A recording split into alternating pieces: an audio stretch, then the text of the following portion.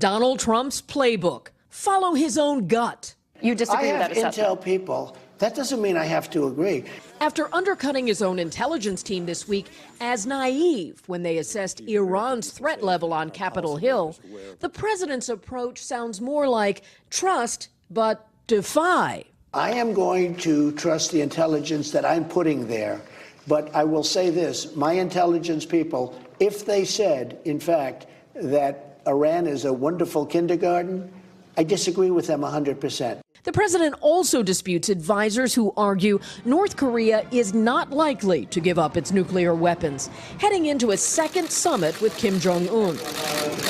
The meeting is set.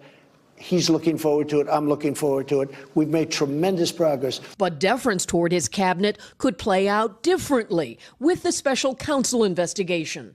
No opinion on whether the Mueller report should ultimately be made public. It's up to the Attorney General. I don't know. It depends. I have no idea what it's going to say. With the interview airing this Super Bowl Sunday, the president was asked if his youngest child, 12-year-old Barron, should be allowed to play football. Citing head injury dangers, the president said he loves the game, but prefers Barron not play. I've heard NFL players saying they wouldn't let their sons play football. So it's not totally unique, but I would have a hard time with it.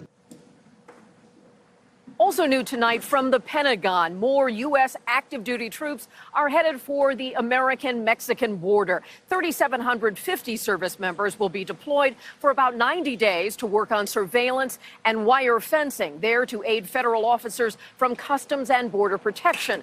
Of course, immigration and the president's demand for a border wall will be a big part of his big night on Tuesday, the State of the Union address. Hey, NBC News fans, thanks for checking out our YouTube channel. Subscribe by clicking on that button down here and click on any of the videos over here to watch the latest interviews, show highlights, and digital exclusives. Thanks for watching.